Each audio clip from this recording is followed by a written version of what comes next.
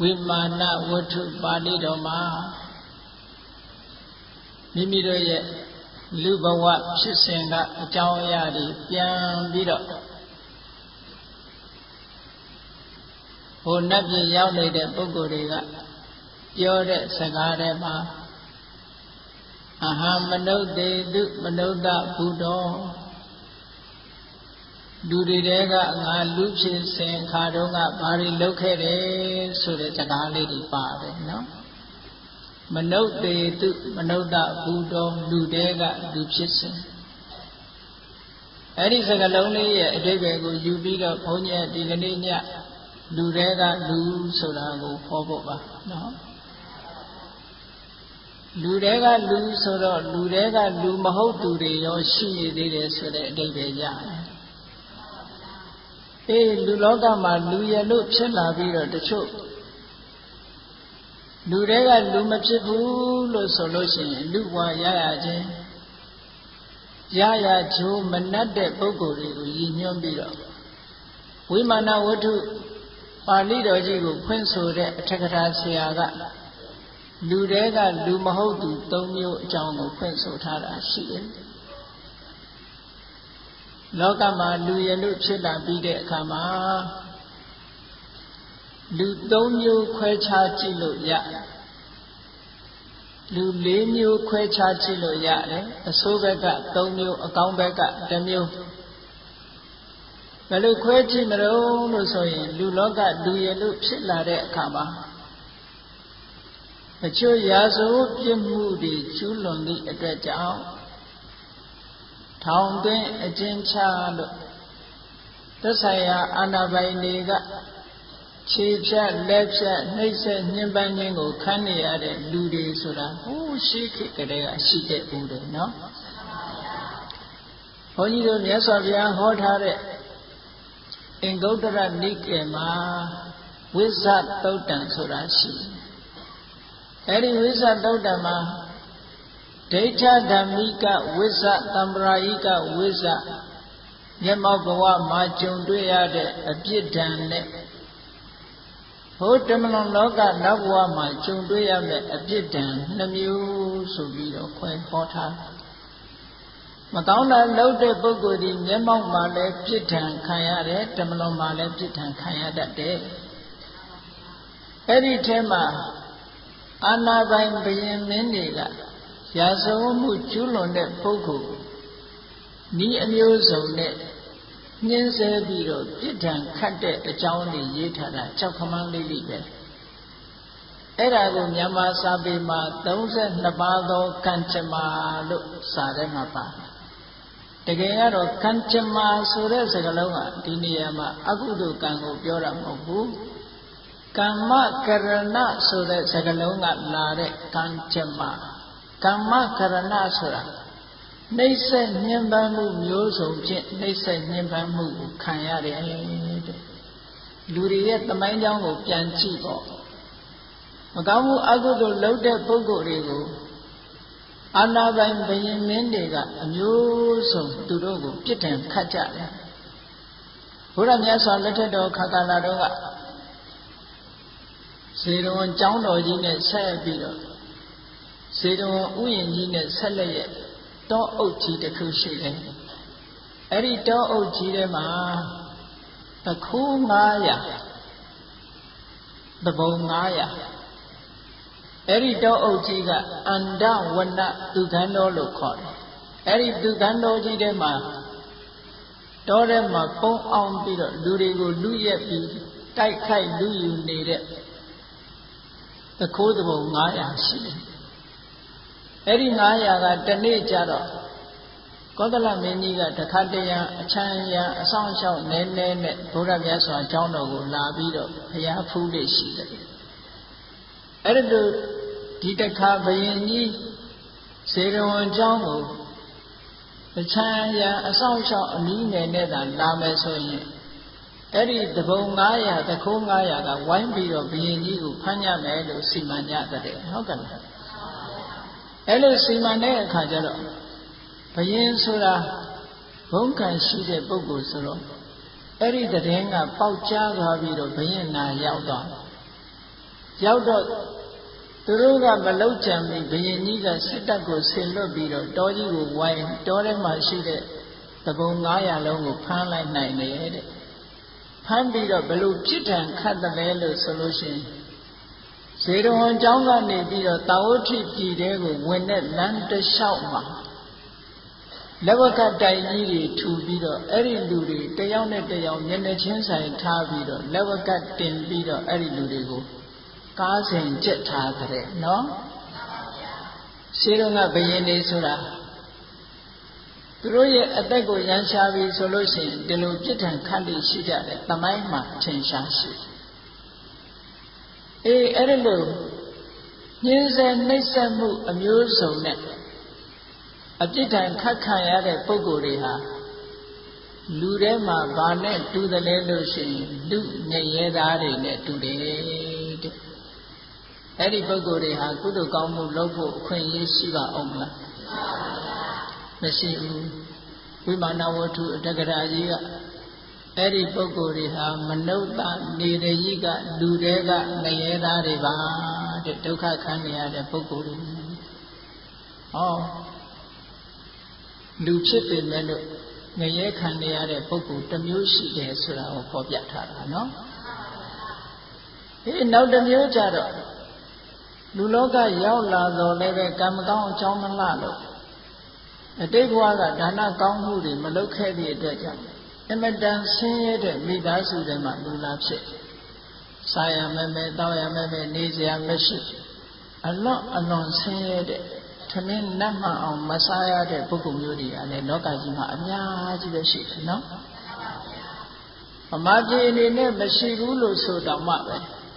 ဗမာပြည်ရဲ့အိမ်နာနီးချင်းဖြစ်တဲ့အိန္ဒိယနိုင်ငံမှာဆိုလို့ရှိရင်အများကြီးရှိတယ်ဒါတွေလမ်းမှာတွေ့ရတယ်စားစရာတောက်စရာမရှိအောင်လူဦးရေကများပြားတော့စားစရာတောက်စရာမရှိတခါတော့ကြားဖို့လိုက်ကြပါလိမ့်မယ်ဟိုအာဖရိကနိုင်ငံတွေက အီသီအိုပီးယားဆိုတဲ့နိုင်ငံကြီးမှာမိုးကောင်ရေရှားဖြစ်ပြီးတော့အစာရေစာဆွန့်ရှားလို့လူတွေငတ်ပြတ်ကုန်တာလေနော်အဲ့ဒီလိုငတ်ပြတ်မှုတွေကတ္တယောခိုင်းတယ်လို့ခေါ်တာပေါ့ဒုဗ္ဗိခန္တရကတ်အဲ့ဒီလိုကတ်ကြီးဆိုင်ပြီဆိုရင်လူတွေဟာမိုးခေါင်ရေရှားဖြစ်ပြီးတော့စိုက်လို့ပြိုးလို့မရဘူးတဲ့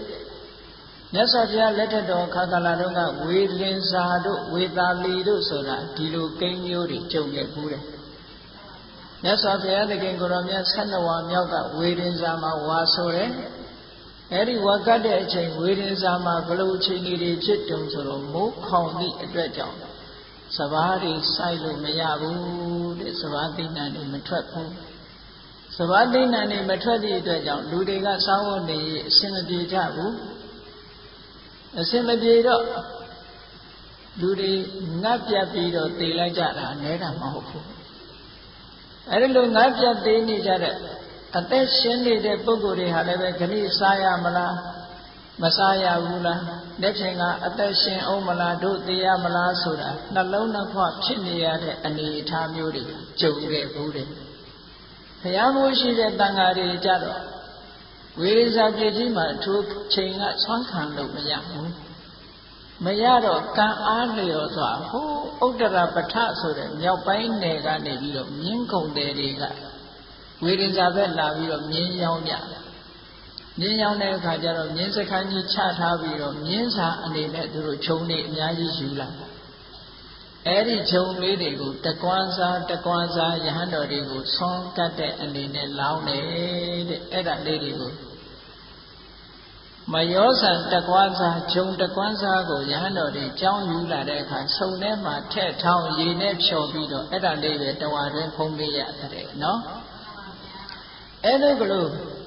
တတ္တယောကြီးခိုင်းလို့ဆင်းရဲဒုက္ခရောက်နေကြတဲ့အချိန်မျိုးကလူကောင်လူလောကမှာမကြာခဏကြုံတတ်တယ်အဲ့လိုကြုံလာပြီဆိုလို့ရှိရင်လူတွေဟာအစားအသောက်မရှားအမတန်ဆွန်ရှားပြီးတော့အစာရည်စာငတ်ပြတ်ပြီးတော့တေချခြေချရတယ်အဲ့ဒါမျိုးကြုံနေတဲ့အခိုက်အခါမှာကြုံရတဲ့ပုဂ္ဂိုလ်တွေဒါလူပြိတ္တာလို့ခေါ်တယ်။အော်လူတွေကပြိတ္တာဖြစ်ရတာမျိုးတွေဒါလည်းရှိတယ်။ဟောနောက်တစ်ခုကျတော့ လောကမှာလူရည်လို့ဖြစ်လာတော့လည်းပဲအသိပညာတတ်ပညာကမရှိဘာပညာမှမရှိတဲ့အခါကျတော့သူတစ်ပါးရဲ့ဝန်တန်းလုပ်ပြီးတော့သူများခိုင်းရာစေရာလုပ်ပြီးကုန်ပစ္စည်းတွေထမ်းပိုးပြီးတော့စောင်းဝတ်နေရင်ဖြည့်ဆည်းနေရတဲ့ပုဂ္ဂိုလ်မျိုးတွေကလည်းလူလောကမှာအပြည့်သားပဲနော်အဲ့ဒီပုဂ္ဂိုလ်မျိုးတွေရဲ့နောက်လူလောကလူထဲမှာနေလို့မဖြစ်တော့ဘူးမကောင်းတဲ့အလုပ်တွေလုပ်ထားတဲ့အတွက်ကြောင့်လူလေကောင်မှာအဆက်ကွဲမှာဆိုလို့တောထဲတောင်ထဲမှာပုံအောင်နေရတဲ့ပုဂ္ဂိုလ်မျိုးဆိုတာတွေလည်းရှိတယ်လူချင်းလူချမ်းမရှိတော့တဲ့အတွက်ကြောင့်ထိုပုဂ္ဂိုလ်မျိုးဒီလူကြားထဲမှာမဝင်မဲ့တောထဲနေရတယ်တောထဲဆိုတာဘယ်သူတွေနဲ့နေတရိစ္ဆာန်တွေနဲ့ပဲနေရတာပေါ့နော်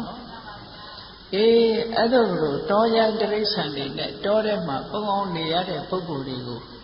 အထက်ကရာဆရာကြီးကအေးလူတွေကလူမဟုတ်ဘူးတဲ့လူတွေကတရိစ္ဆာန်ဟောဒါကသူတို့ရဲ့အခြေအနေတွေကိုကြည့်ပြီးတော့လူအမျိုးအစားခွဲလိုက်တာဟုတ်ကဲ့လူတွေကလူဆိုတာကတော့လူရလို့ဖြစ်လာပြီးတော့လူပေါင်းလူဘဝမှာနေကြတယ်စာဝတ်နေရေးပြည်လဲလို့လူလောကမှာတင့်အောင်တင့်နေကြတဲ့ပုဂ္ဂိုလ်တွေပေါ့မြတ်စွာဘုရားသခင်ကိုရောမြတ်ကတော့လူတွေကလူကိုတစ်ခါထပ်ပြီးတော့၃မျိုးခွဲပြတော်မူတယ်ဒါလည်းပဲဘုန်းကြီးတို့တရားချက်ခင်သူတော်စင်ပြိဋ္ဌတ်တို့တွေဟာလူတွေကလူပိသားကြရဲ့လားလို့ဆိုတာဒီတရားကိုနာပြီးလို့ရှိရင်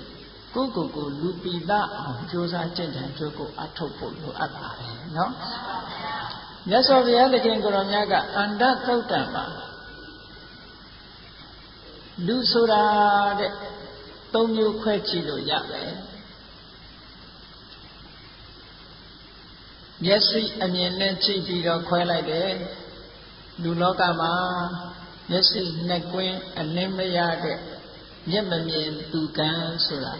လူလောကမှာရှိတယ်နော်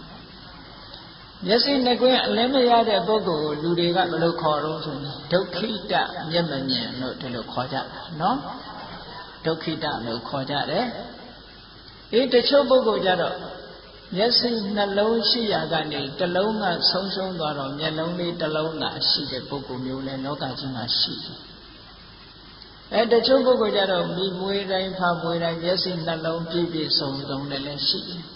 ဒါပဂရိမျက်စိကိုကြည့်လို့ရှိရင်လူဟာဒီလို၃မျိုးထွက်မလာဘူးလားနံပါတ်1ပုဂ္ဂိုလ်ကအန္တမျက်မမြင်သူခံနံပါတ်2ပုဂ္ဂိုလ်ကဧကစက္ခုမျက်စိတစ်ဖက်သာရှိတဲ့ပုဂ္ဂိုလ်နံပါတ်3ကဒွိစက္ခုမျက်စိနှလုံးရှိတဲ့ပုဂ္ဂိုလ်တဲ့ဟောမြတ်စွာဘုရားကပဂတိမျက်စိကိုရည်ရွယ်ပြီးတော့ခေါ်တာမဟုတ်ပါဘူးမျက်မမြင်သူကန်းဆိုတာဘယ်လိုပုဂ္ဂိုလ်ပြောတာတုံးလို့ဆိုတော့လောကမှာလူရည်လို့ဖြစ်လာတဲ့အခါမှာအသက်မွေးဝမ်းကြောင်းပညာရက်ဆိုတာရှိတယ်နော်မရသေးတဲ့စီစဉ်ဥစ္စာတွေရအောင်ရပြီးသားစီစဉ်ဥစ္စာတွေတိုးပွားအောင်ဘယ်လိုလုပ်ရမလဲဆိုတဲ့အသိပညာရှိတဲ့ပုဂ္ဂိုလ်အသိပညာရှိတဲ့ပုဂ္ဂိုလ်ရှိတယ်လို့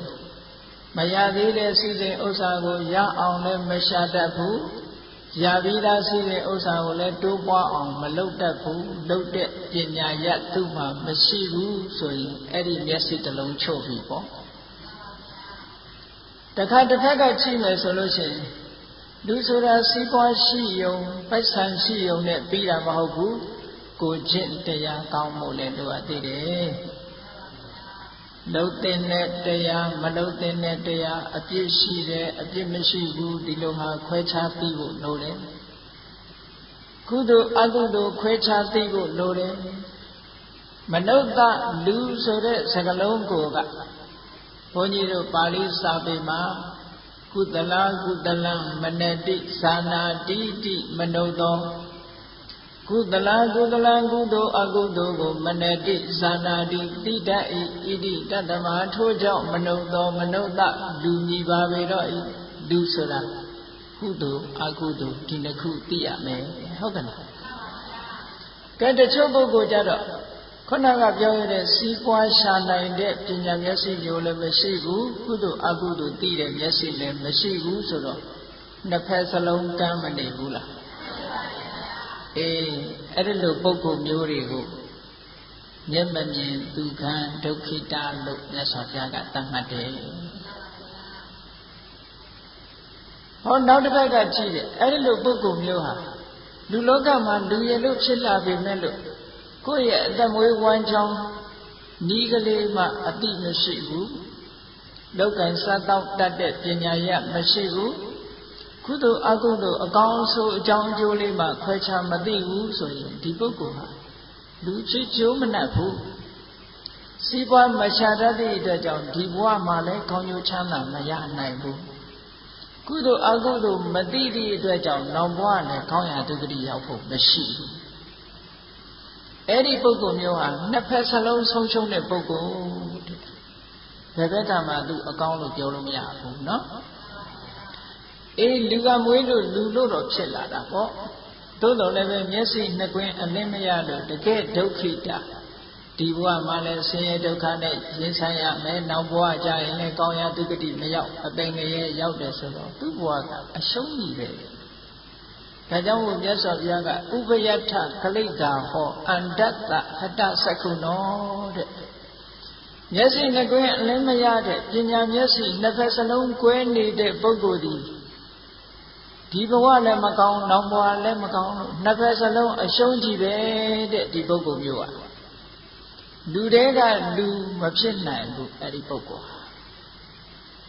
ကဲနောက်တစ်ယောက်ကြတော့ဘာဖြစ်လဲ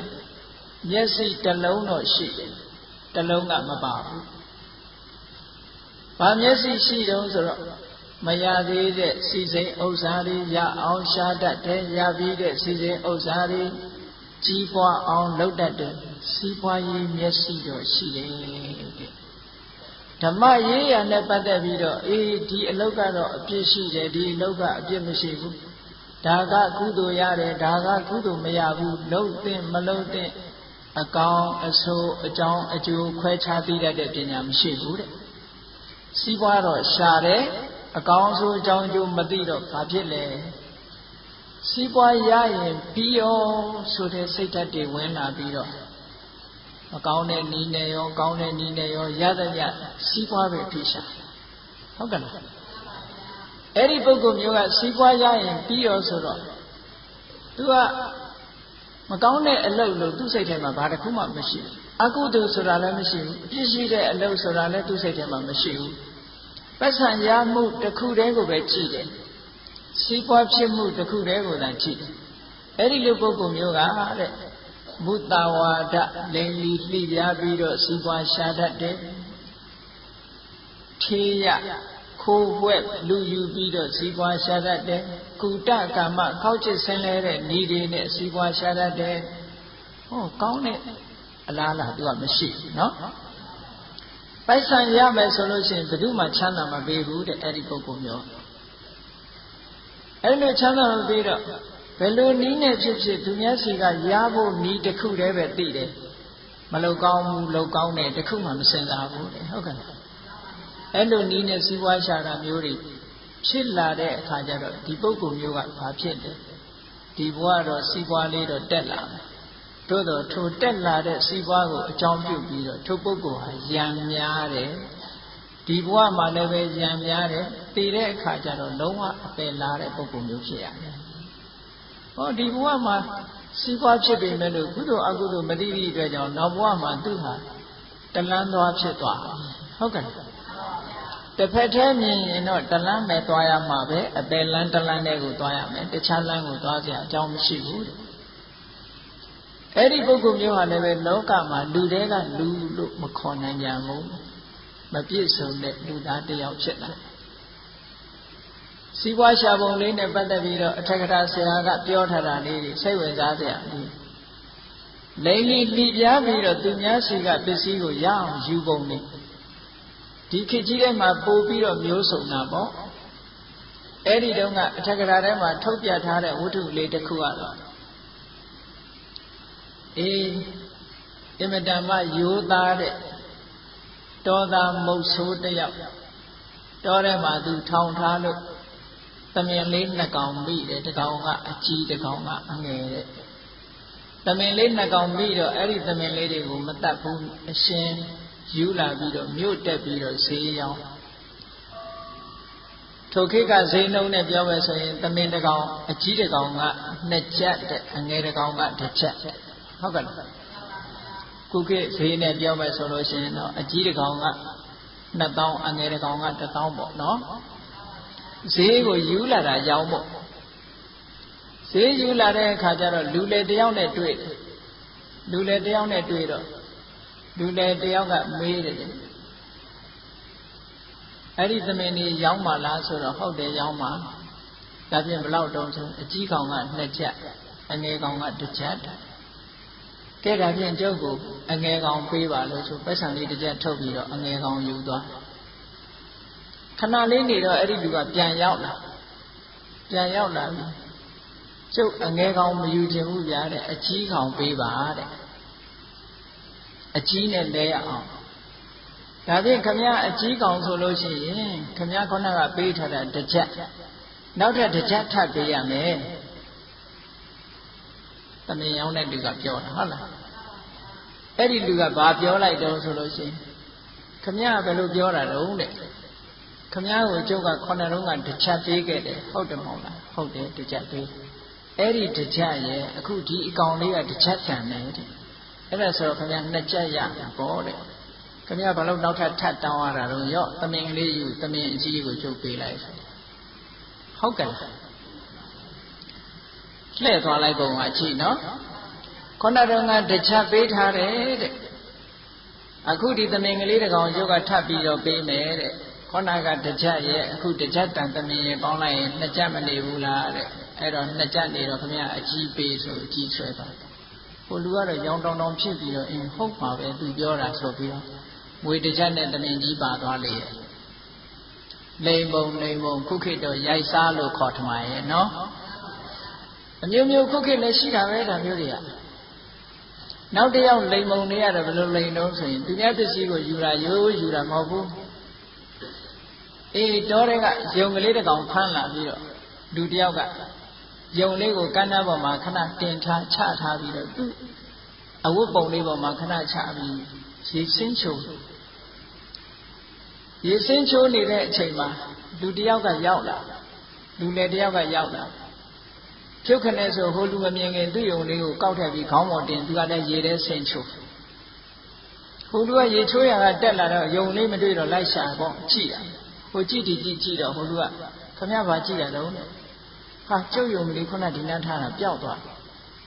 ခမရတော်တော်အားတာပဲယုံဆိုတဲ့အကောင်ကရေချိုးရင်ခေါင်းပေါ်တင်ထားရတယ်နှုတ်ဆိုပြေးရောပေါ့တော်တယ်ပြန်ပြေးကြည့်ပါလားကျုပ်ယုံတော့ကျုပ်ခေါင်းပေါ်တင်ချိုးနေဆို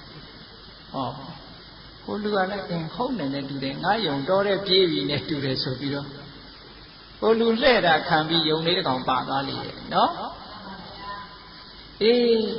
လောကကြီးမှာဒီလိုလိမ်လည်လှည့်ပြားပြီးသူများပစ္စည်းကိုရအောင်ယူတဲ့နည်းတွေကအများရှိတယ်ခုခေတ်မှာမဟုတ်ဘူးပြောလို့မခုံတော့အောင်ပေါ်များတယ်နော်မြို့တွေဘာတွေမှာဆိုရင်ဟိုမြို့တွေဆိုတာရန်ကုန်တို့ဘာလို့ပေါ့ဗျာတချို့ဆိုလို့ရှိရင်ဟုတ်လားအတိုင်းနဲ့အဝိုင်းနဲ့ဘုန်းကြီးတို့နေတဲ့တက္ကသိုလ်ထဲမှာဆိုရင်တက္ကသိုလ်ဝင်ဝမှာရဲဌာနတစ်ခုရှိတာမကြာခဏသပိုင်းနိုင်လို့တဲ့အဲ့ဒီထဲကကားတွေအဲ့ဒီဘက်ကိုမောင်းလာတယ်တခါတော့ဆိုရင်အဲ့ဒီတက္ကသိုလ်ကျောင်းဝင်းတဲ့တောင်မှပဲကပိုင်းနိုင်ကဆင်းပြေးပြီးဝင်ပြေးလာသေးတယ်အဲ့ဒီလိုရန်ကုန်မှာလည်းခဏခဏကြုံရတယ်တချို့ကြတော့ဘယ်လိုလုပ်တယ်ဆိုလို့ရှိရင်ပစ္စည်းတစ်ခုချလိုက်တယ်ချထားပြီးတော့မယောင်မလည်နဲ့သူတို့ကကြည့်လူတယောက်ကလာအဲ့ဒီပစ္စည်းကိုကောက်ပြီးဆိုတာနဲ့တပြိုင်နက်ဟိုလူကလည်းတွေ့ဒီလူကလည်းတွေ့အဲ့ဒါ2ယောက်ခမည်းလည်းရတယ်ကျုံလည်းရတယ်လားဒီပစ္စည်းကိုလဲကြမယ်နဲ့ဆိုသွားပြီးတော့အဲ့ဒီပစ္စည်းကိုယူသွားပြီးတော့တကယ်ကတော့အတုပဲနော်အဲ့ဒီအတုနဲ့အစစ်ကိုမရရအောင်အဲ့ဒီသူကလိန်လီပြီးတော့ယူလိုက်ပြန်တာအဲ့ဒါမျိုးတွေကလည်းပြေးနေတာပဲနော် တချို့ကြတော့လက်စွပ်တွေဘာတွေကိုမန်းပေးမယ်ဆိုပြီးတော့စိန်လက်စွပ်အစ်စ်တွေကိုယူပြီးတော့စိန်လက်စွပ်ယုံတဲ့သူကလည်းယုံပေးလိုက်တယ်ဟိုကလက်စွပ်အတုနဲ့လဲပြီးတော့ပြန်ပေးလိုက်တယ်ဒါမျိုးတွေလည်းပြည့်နေတာပဲအဲ့ဒီလိုပုဂ္ဂိုလ်မျိုးတွေကိုဘာခေါ်တော့လို့ဆိုတော့ဧကစက္ခုတစ်ဖက်သာမြင်တဲ့ပုဂ္ဂိုလ်တွေလို့ဒီလိုပြောတာနော်တစ်ဖက်မြင်တဲ့ပုဂ္ဂိုလ်ဟာထေယေနကုတကမေနမုသဝါဒေနစုဘယံခိုးတယ်တဲ့ခိုးတာဤမျိုးမျိုးနဲ့ခိုးယူတယ်တရားပစ္စည်းကုတကမ္မကောက်ချစ်တဲ့ဤတွေအသုံးပြုတယ်မုသဝါဒလိမ့်လိတိစားတဲ့ဟောအဲ့ဒီဤတွေနဲ့ကုသလောဟောတိသင်္ကာတုံစီးပွားရှာတဲ့နေရာမှာအလွန်ကျွမ်းနေတဲ့အဲ့ဒီဤနဲ့စီးပွားရှာတဲ့နေရာသို့တော့အဲ့ဒီပုဂ္ဂိုလ်ရဲ့နောင်ဘဝမကောင်းဘူးဒီဘဝလည်းကောင်းလားဆိုမကောင်းဘူးဒီလူကငါလိန်သွားတာဆိုပြီးတော့အလိန်ခံရတဲ့လူကဘယ်ကြည်လိုက်မလဲဟုတ်ကဲ့အလိန်ခံရတဲ့ပုဂ္ဂိုလ်ကတွေ့ရသင်ချိုင်းဆိုပြီးတော့ဒီလူကိုအမြဲချောင်းနေတော့တာပေါ့အဲ့ဒါကြောင့်မို့လို့ဟောဒီလိုလူဘဝရောက်လာတဲ့အခါမှာဧကစက္ခု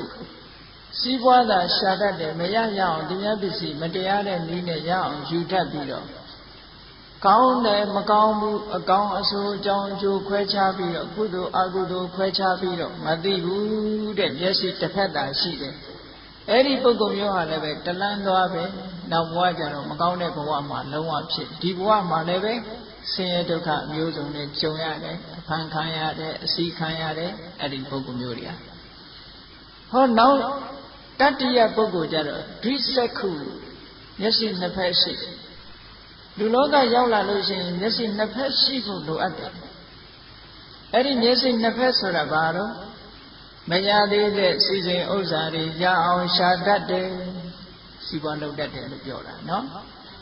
ရပြီးသားစီစဉ်ဥစ္စာတွေဘယ်လိုတိုးအောင်လုပ်မယ်ဆိုတာစီပွားရေးနဲ့ပတ်သက်တဲ့ကျွမ်းကျင်တဲ့လိမ္မာတယ်တစ်ဖက်ကစီပွားရှာတတ်တယ်ဟုတ်တစ်ဖက်ကကြည့်လိုက်ကုသလာကုသလေဓမ္မေဇာနာတိကုသိုလ်တရားအကုသိုလ်တရားတွေကိုသိတယ်။သာဝေဇာနာဝေစေဓမ္မေဇာနာတိအပြစ်ရှိတဲ့တရားအပြစ်ကင်းတဲ့တရားမျိုးကိုသိတယ်။ဟောအကောင်းအဆိုးအကြောင်းအကျိုးသိတယ်။မကောင်းတာဆိုမလုပ်ဘူးအပြစ်ရှိတာကိုမလုပ်ဘူး။တစ်ဖက်ကစီးပွားရှာတယ်တစ်ဖက်ကကိုယ်ချင်းတရားကိုထိမ့်သိမ့်တယ်။ဒီလိုဖြစ်ရလောကကြီးဟာစီးပွားရေးတစ်ခုတည်းတိုးတက်ရုံနဲ့မဖြစ်ဘူးတဲ့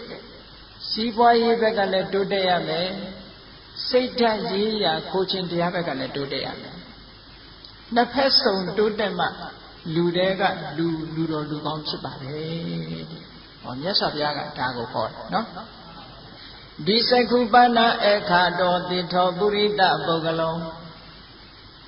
ဒီစက္ခုပဏအခါတော်တိထောပုရိသပုဂ္ဂလောဒီစက္ခုပညာမျက်စိနှစ်ဖက်အမြင်ရှိတဲ့ပုရိသပုဂ္ဂလောမြင်မြတ်တဲ့ပုဂ္ဂိုလ်တိထောအကောင်းဆုံးအချိန်မှတိုက်ဆုံးပါပေဟု၍အခါတော်ကောင်းစွာမဲ့တွေဟောအပ်ပါပေသည်ဟု၍ဘဂဝါရွှေဘုံတော်လည်းခင်ရှင်တော်မြတ်ဖရာသည်အဝေါစကောင်းစွာမဲ့တွေဟောကြားတော်မူခဲ့ပါပေတည်း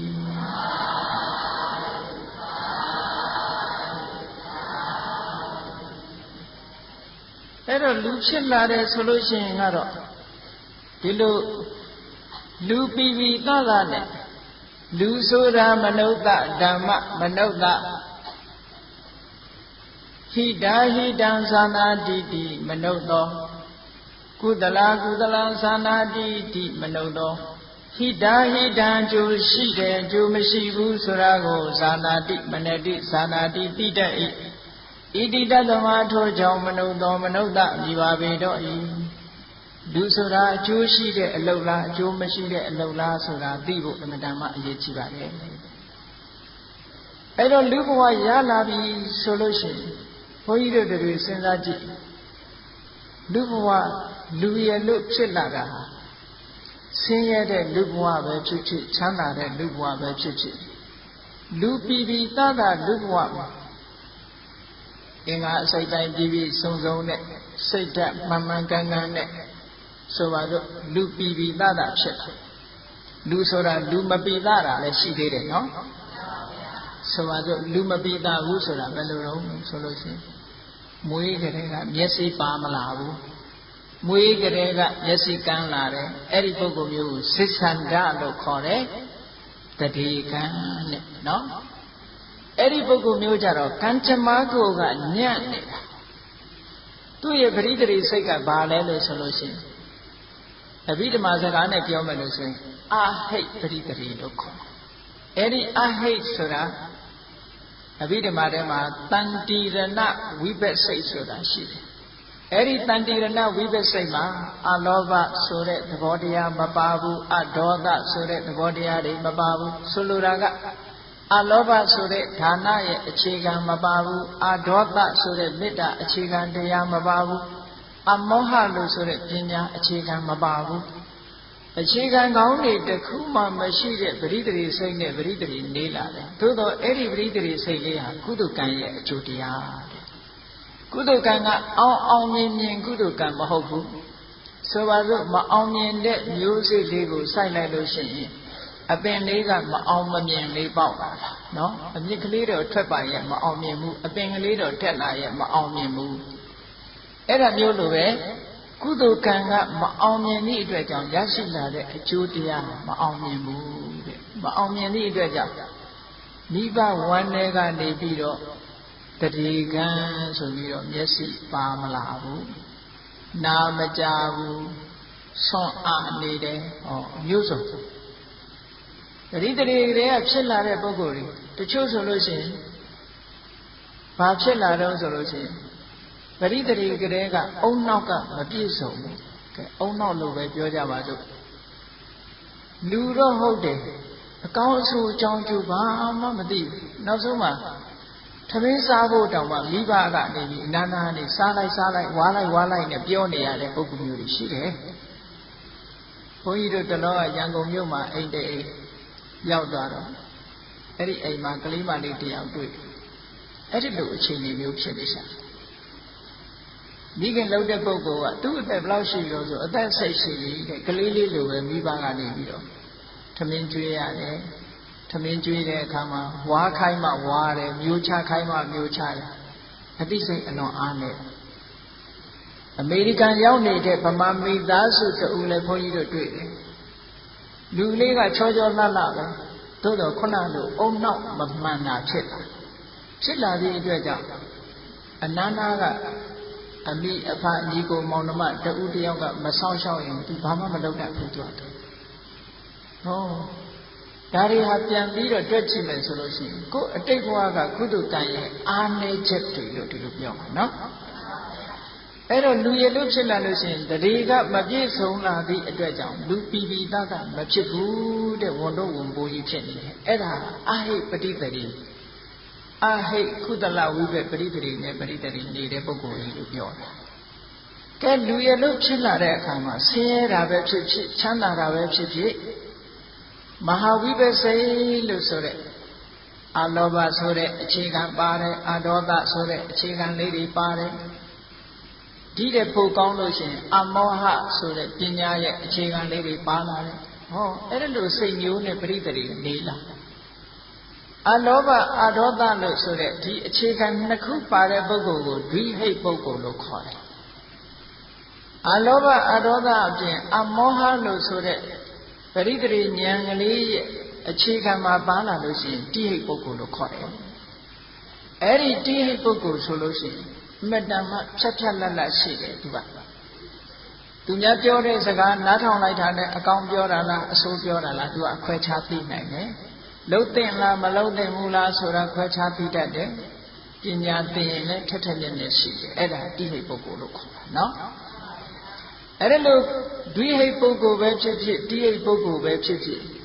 လူလောကမှာလူရည်လို့ဖြစ်လာကြပြီတဲ့ဖြစ်လာကြလို့ရှိရင်တိဟိတ်ပုဂ္ဂိုလ်ဆိုလို့ရှိရင်အလွန်မှဖြတ်လတ်ရှိပြီးတော့ခုခေတ်စကားနဲ့ပြောရင်ဆိုအိုင်ကျူကောင်းတယ်ပေါ့ဗျာနော်အိုင်ကျူကောင်းတယ်ပေါ့အေးအိုင်ကျူကောင်းတယ်ဆိုတဲ့ပုဂ္ဂိုလ်မျိုးတွေဖြစ်လာပြီဆိုရင်ဘာတင်ထက်ထက်မြက်မြက်ရှိတာ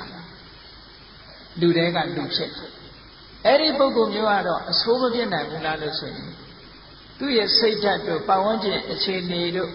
မိကောင်းဆွေကောင်းနဲ့ပေါင်းသင်းမှုမရှိတာတို့မကောင်းတဲ့လူနဲ့ပေါင်းမိတာဆိုတဲ့ပစ္စုပန်အကြောင်းတွေနဲ့သူကလူဆိုးတော့ဖြစ်တတ်တယ်ဟုတ်ကဲ့အဲ့ဒီကောင်းပြီးတော့လူဆိုးဖြစ်သွားတာကြားဘူးတယ်မို့လားဘုရားလက်ထက်တုန်းကရှင်အင်္ဂုလိမာလဆိုတာရှင်အင်္ဂုလိမာလဆိုတာတာမန်ပုဂ္ဂိုလ်မဟုတ်ဘူးတက္ကသိုလ်ကျောင်းသားကြီးဘုရင်ရဲ့အကြံပေးပရောဟိတ်ကြီးရဲ့သားလူကလည်းအဆင့်တန်းမြင့်တယ်သူ့နာမည်ကအဟိတကဘယ်သူမှမငြင်းဆဲဘူးဆိုတဲ့နာမည်နဲ့သို့တော့တက္ကသိုလ်ပညာသင်ရင်းကနေအပေါင်းအသင်းတွေမှားပြီးတော့တောထဲမှာလူသားသမားကြီးဖြစ်ပြီးတော့ဟုတ်လားအမတန်မှကြောက်စရာကောင်းတဲ့နာမည်ကြီးတဲ့လူသားသမားကြီးတူဖြစ်သွားတယ်အဲ့ဒါလို့လူလောကမှာလမ်းလွဲစရာအကြောင်းတွေအများကြီးရှိတာပေါ့ဒါကြောင့်မို့လို့လူရည်လို့ဖြစ်လာလို့ရှိရင်မနုဿဓမ္မလို့ခေါ်တဲ့လူကျင့်စဉ်ကျင့်ဝတ်တွေကိုကျင့်ဖို့အမှန်တမ်းအရေးကြီးပါတယ်။နိဗ္ဗာန်မရအောင်မကျင့်နိုင်သေးတောင်မှမနုဿဓမ္မလို့ခေါ်တဲ့လူရဲ့ကျင့်ဝတ်တွေကိုကျင့်မယ်ဆိုရင်တဘွားကနေတဘွားသွားတဲ့အခါမှာလည်းချမ်းချမ်းသာသာရှိတယ်။ဒုခေနဒုက္ခအနုခန္ဓဝါလို့ဆိုတဲ့ဒီဘဝကလည်းချမ်းသာတယ်နောက်ဘဝကျတော့လည်းချမ်းသာတယ်ဟုတ်နောက်ဘဝတွေကျတော့လည်းချမ်းသာတယ်နောက်ဆုံးနိဗ္ဗာန်ထိအောင်ချမ်းသာဒုက္ခရသွားနိုင်တယ်အဲ့ဒါကြောင့်မို့လို့ဒီဘဝမှာရလာတယ်ဆိုရင်မနုဿဓမ္မလူကျင့်ဝတ်ဆိုတာသိဖို့လိုတယ်နော်လူကျင့်ဝတ်ဆိုတာတခြားမဟုတ်ဘူးတဲ့အဓိကတော့၅ပါးသီလပါပဲ၅ပါးသီလမှာမပြည့်စုံဘူးဆိုလို့ရှိရင်ဘလောက်ပဲစီးပွားရှာတတ်ပညာမျက်စိတစ်ဖက်သာရှိ၅ပါးသီလပြည့်စုံပြီဆိုလို့ရှိရင်ပညာမျက်စိနှစ်ဖက်ရှိတယ်အဲ့ဒီပုဂ္ဂိုလ်မျိုးဟာအမြတ်ဆုံးပုဂ္ဂိုလ်လူထဲမှာမေတ္တာမှထူးခြားတဲ့ပုဂ္ဂိုလ်လို့ပြောအောင်တမက်တဖို့မရချင်နေပါစေအခြေခံအားဖြင့်လူတွေမှာဘာရှိရမလဲလို့ဆိုရင်ဟောဒီ၅ပါးသီလဆိုတာမြတ်စွာဘုရားသခင်ကိုယ်တော်မြတ်ကဒါတွေအကုသိုလ်ဖြစ်စေလို့ဟောထားလို့အကုသိုလ်ဖြစ်တာမဟုတ်ဘူးတဘာဝကိုကအပြစ်ရှိတဲ့တရားတွေတဲ့ဗုဒ္ဓဘာသာဟုတ်သည်ဖြစ်စေမဟုတ်သည်ဖြစ်စေဘုရားဟောတဲ့တရားယုံသည်ဖြစ်စေမယုံသည်ဖြစ်စေမြည်သည့်လူမျိုးပဲဖြစ်ဖြစ်ငါးပါးသီလလုံရင်နိဗ္ဗာန်ရောက်ငါးပါးသီလလုံရင်နတ်ပြည်ရောက်နိုင်တယ်ငါးပါးသီလမလုံရင်နတ်ပြည်မရောက်နိုင်ဘူးဗုဒ္ဓဘာသာဖြစ်ပြီး၅ပါးသီလမလုံရင်လည်းကောင်းရတတိမရောက်ဘူးတခြားဘာသာဝင်ဖြစ်ပြီး၅ပါးသီလလုံရင်လည်းနတ်ပြည်ရောက်မှာပဲဟုတ်ကဲ့လားဘာဖြစ်လို့လဲဆိုတော့ဒါကသဘာဝတရားကိုဥပမာမယ်မီးဆိုတာဘယ်သူကိုင်းကိုင်းအေးငါကိုင်းရင်တော့မပူဘူးသူကိုင်းရင်ပူတယ်လို့ရှိတယ်မီးဆိုတာဒါကို natural law လို့ခေါ်တယ်သဘာဝတရား law of nature the law of nature ဆိုတာသဘာဝတရားရဲ့မှန်ကန်နေတဲ့သဘာဝတရားတစ်ခုမြတ်စွာဘုရားဟောတာမှန်ကန်နေတဲ့သဘာဝတရားကိုဟောတာမြတ်စွာဘုရားကဒါလို့ရင်အကုသိုလ်ဖြစ်စေလို့အမိန့်ချထားလို့အကုသိုလ်ဖြစ်တာမဟုတ်ဘူးနော်ဘယ်ခေတ်ဘယ်ခါကာလပဲဖြစ်ဖြစ်တဲ့ပါဏာတိပါဒသူအသက်ကိုတတ်မယ်ဆိုလို့ရှိရင်တုတ်ပြန်မှုကဘာလာသလဲဆိုရင်သူအသက်တတ်သည့်အတွက်ကြောင့်ကိုယ်မှာအသက်တိုးမယ်တတ်ခံရမယ်တဘာဝနိယမတရားကြီးပဲဒါ reaction လို့ခေါ်တယ်တုံ့ပြန်လာတာတုံ့ပြန်လာတဲ့သဘာဝတရားတွေကိုလူတွေကတတိထားမိခြင်းမှာထားမိတယ်နော်သဘာဝတရားဆိုတာအမြဲတမ်းတုံ့ပြန်နေတာတုံ့ပြန်တတ်တဲ့သဘာဝတရားသူများကိုတိုက်ကိုတတ်လိုက်ပြီးဆိုလိုက်တာနဲ့တကြိမ်နဲ့ကိုယ်စီမှာတုံ့ပြန်မှုတွေရောက်လာပြီအဲ့ဒီတုံ့ပြန်မှုကကောင်းတဲ့တုံ့ပြန်မှုမဖြစ်ဘူးမကောင်းတဲ့တုံ့ပြန်မှုတွေဖြစ်လာတယ်ဖြစ်လျက်ဘဝမှာပါဏာတိပါဒကကျူးလွန်တဲ့ပုဂ္ဂိုလ်ဟာဖြစ်လျက်ဘဝမှာဘာဖြစ်လဲလို့ဆိုလို့ရှိရင်အသက်တိုးတယ်ယောဂါတွေများတယ်လူဘဝရောက်လာတယ်ယောဂါတွေများယောဂများတယ်အသက်တိုးတယ်ဆင်းရဲဒုက္ခတွေပေါ်တယ်ရန်သူတွေပေါ်တယ်ဒါပါဏာတိပါဒရဲ့အကျိုးတရားတွေပဲနော်မြတ်စွာဘုရားသခင်ကိုယ်တော်မြတ်ကပါဏာတိပါဒသူအသက်ကိုတတ်တယ်ဆိုတဲ့နေရာအပေါ်ဆုံးအပြစ်ကလေးဟာအသက်တိုးခြင်းပဲဟောလူလောကလူတွေဟာအသက်တိုးသွားတာဒါပါဏာတိပါဒရဲ့အကျိုးဆက်တွေပါတယ်နော်ပါဏာတိပါဒရဲ့အကျိုးဆက်သူများအသက်ဆိုတဲ့နေရာမှာမြည်သည့်တတ္တဝါရဲ့အသက်ပဲဖြစ်ဖြစ် သက်ရှိတတ္တဝါတစ်ခုရဲ့အသက်အင်္ဂါ9ရပ်ညီတာနဲ့တကယ်နဲ့ပါဏာတိပါဒကံထိုက်တယ်လို့ခေါ်တယ်အင်္ဂါ9ရပ်ကဘာတော့တတ္တဝါလည်းဖြစ်ရမယ်ဒီသွားလို့ရှိရင်ဒီပုဂ္ဂိုလ်ဟာပါဏာတိပါဒကံမြောက်သွားပြီတဲ့အဲ့ဒီမြောက်သွားတဲ့ပါဏာတိပါဒကံဟာသူ့ရဲ့တဏ္ဍာမှာဖြစ်သွားတာဖြစ်သည့်အတွက်ကြောင့်သူဟာဒီပါဏာတိပါဒကံအတွက် reaction ကိုသူခံရတော့ဘယ်လိုလုပ်ပြီးတော့သူ့တဏ္ဍာမှာဒီတတ္တိကဝင်သွားတယ်လဲလို့ဆိုလို့ရှိရင်သူ့စိတ်အစဉ်မှာဖြစ်သွားသည့်အတွက်ကြောင့်လူရဲ့စိတ်တွေဆိုတာဒီတစိတ်ချုပ်သွားရင်နောက်စိတ်ပေါ်လာတယ်နောက်စိတ်ချုပ်သွားရင်ဟိုနောက်စိတ်တစ်ခုပေါ်လာတယ်အဲ့ဒီပေါ်လာတိုင်းစိတ်တွေထဲမှာဟောဒီပါဏာတိပါဒရဲ့စွမ်းအင်တတ္တိတွေမကောင်းတဲ့သဘာဝတရားတွေဟာလိုက်သွားတယ်လိုက်သွားသည့်အတွက်ကြောင့်ဒီပါဏာတိပါဒကံကနေပြီးတော့မရှောင်မချင်းကောင်းတာတွေမလုံမချင်းဒီကံကမလွတ်မချင်းဒီပုဂ္ဂိုလ်ဟာဒီအကျိုးခံရတော့တာပဲနော်ရှောင်တိန်ပြီးတော့ပြေးလို့မရဘူးတဲ့ဘာဖြစ်လို့လဲဆိုကိုလှုပ်ထားတာဖြစ်နေလို့အေးဒါကြောင့်မို့လို့ပါဏာတိပါဒသူ့အတက်ကရှောင်ရမယ်ဆိုတဲ့နေရာမှာမြတ်စွာဘုရားကဘလောက်ထိအောင်ရှောင်ရမလဲညာတော်အဖြစ်သူများတဲ့တို့မတတ်ဘူးရှောင်တယ်လို့ဆိုတော်ညာလဲကိုယ်လုံရင်ပြန်လုံမယ်ဆိုတဲ့စိတ်ကလေးတွေရှိနေတာသေးတယ်ဟုတ်ကဲ့အဲ့ဒါဆိုတော့ပါဏာတိပါဒလွတ်လွတ်ကျွတ်ကျွတ်ရှောင်တဲ့သဘောမရှိဘူးကိုယ်ဘယ်သူမှအန္တရာယ်မပြုရင်ငါမပြုဘူးဆိုတဲ့အနေထားလောက်ပဲရှိတယ်မြတ်စွာဘုရားကအလို့မဟုတ်ဘူးပါဏာတိပါဒပฏิဝိရတောသမနောဂေါရမောသမနောဂေါရမောယံဂေါရမပါဏာတိပါဒမှာပฏิဝိရတောရှောင်တယ်ရှောင်ယုံတယ်မဟုတ်ဘူး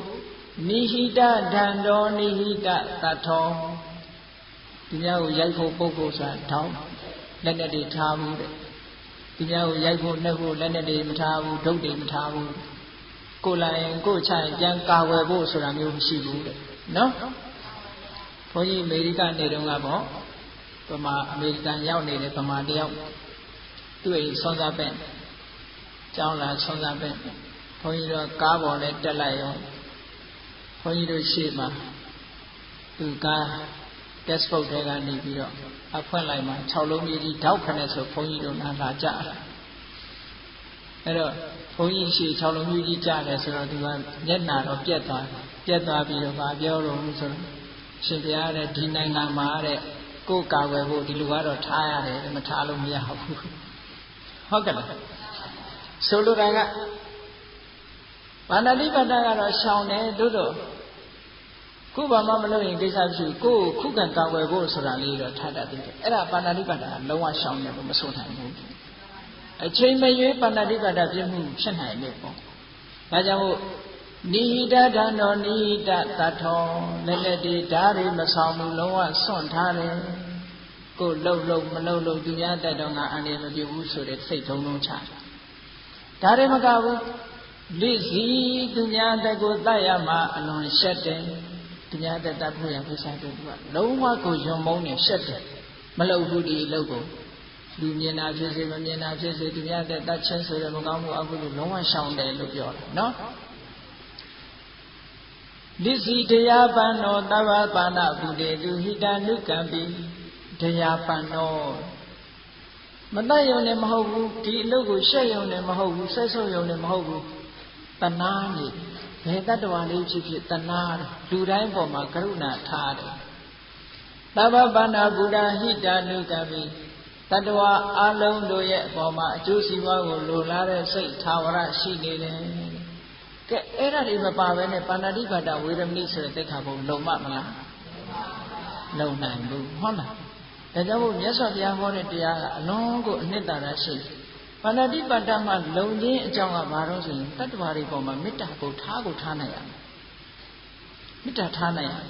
ဒီအလုပ်ကိုယွံမုန်းတဲ့ပုဂ္ဂိုလ်ဖြစ်ရသူများကိုရိုက်ပုတ်ညှင်းဆဲဖို့လက်နဲ့ဆိုတာထားကိုမထားရဘူးဟောအဲ့ဒါကြတော့မှပါဏာတိပါဒဝေရမဏိဆိုတာလုံးဝပြည့်စုံတယ်တဲ့အဲ့ဒါလိုမှမဟုတ်ဘူးဆိုလို့ရှိရင်အခြေအနေကောင်းနေသေးလို့လူကောင်းဖြစ်နေတာမျိုးပေါ့ဘုန်းကြီးတို့သုတ်တန်တစ်ခုထဲမှာ Kakasu Pama Tautan Sorashi. Ari Tautan Dema Vedehika Sore Ashama knew the Miji deal. Ayatama Dorona Meji, Baluna Meji, Vedehika Sore Gamai, take the walk on the walk on. Along with the walk on Along Boma, and Madame Chuda, the Society Gown and the walk. Nameji Nameji. Tu ai ma khoင်းစေနေတဲ့ကာလီဆိုတဲ့ကျွန်မကဒီသတင်းကြားလူတွေကသူ့အရှင်မကြီးကိုချီးမွမ်းတော့တိတ်သဘောကောင်းနေနဲ့ပြောတယ်ကာလီကသူကဘယ်လိုစဉ်းစားတော့ဆိုရင်ငါကဝတရားကျင့်နေလို့ငါကောင်းနေလို့သူကောင်းတာလားတကယ်ပဲသဘောကောင်းတာလားငါစမ်းကြည့်အောင်မယ်သူစိတ်ကူကဟုတ်လားတကယ်ပဲကောင်းတာလားလို့နောက်တည့်ကျတော့အဲ့ဒီကာလီဆိုတဲ့အမျိုးသမီးက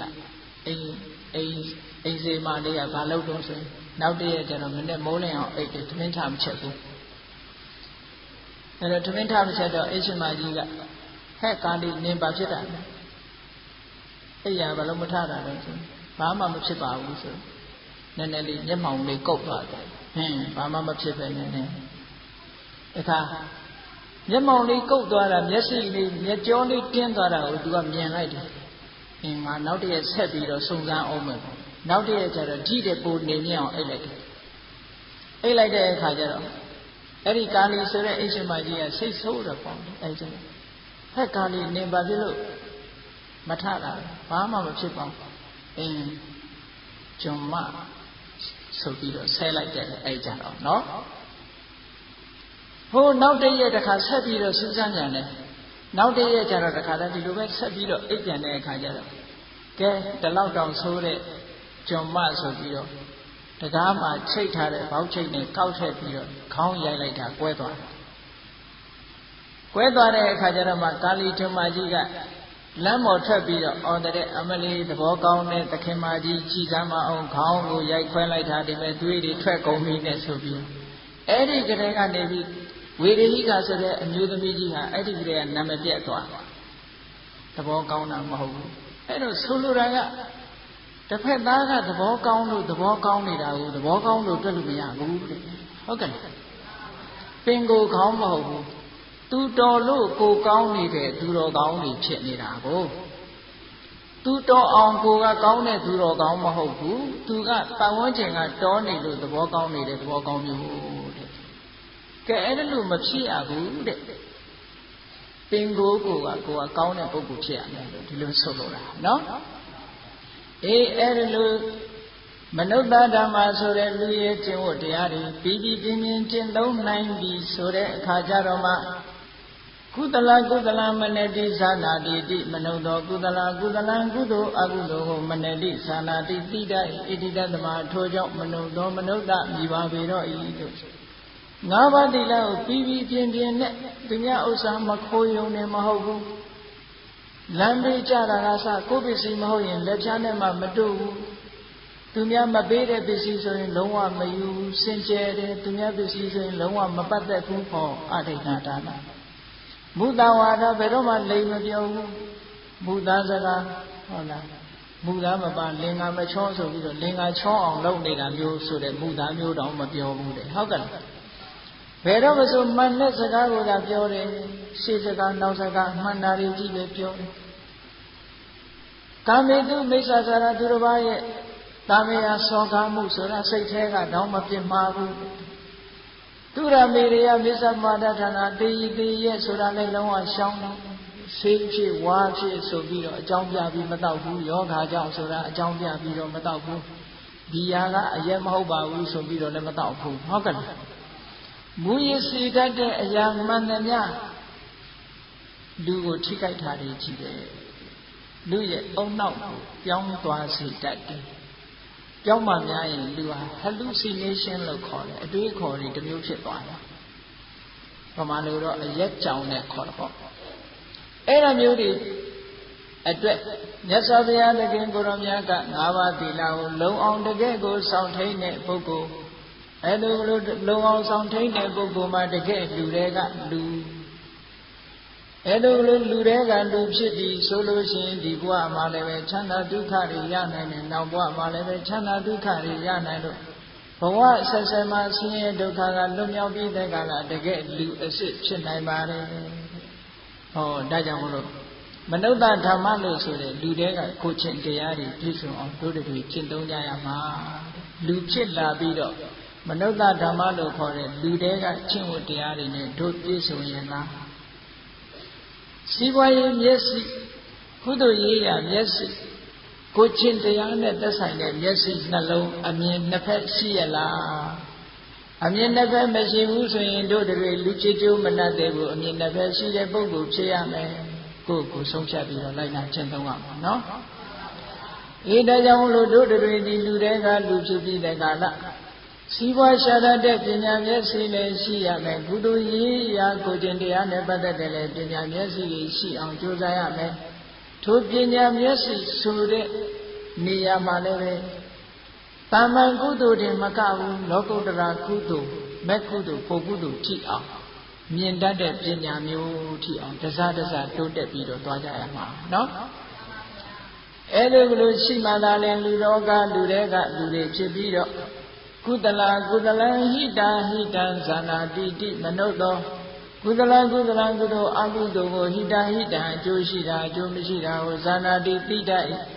တိတသမထို့ကြောင့်မနုဿောမနုဿတကဲ့လူမီပါပေတော်သည်ဟု၍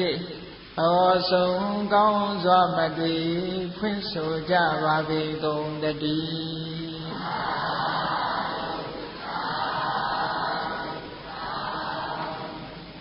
းတရားချစ်ခင်အလုံးသောပုဂ္ဂိုလ်အပေါင်းတို့သည်လူတွေကလူအစ်စ်ဖြစ်၍မျက်စိနှလုံးအမြင်နှမျိုးရှိတဲ့ပုဂ္ဂိုလ်သူမြတ်များဖြစ်ခါ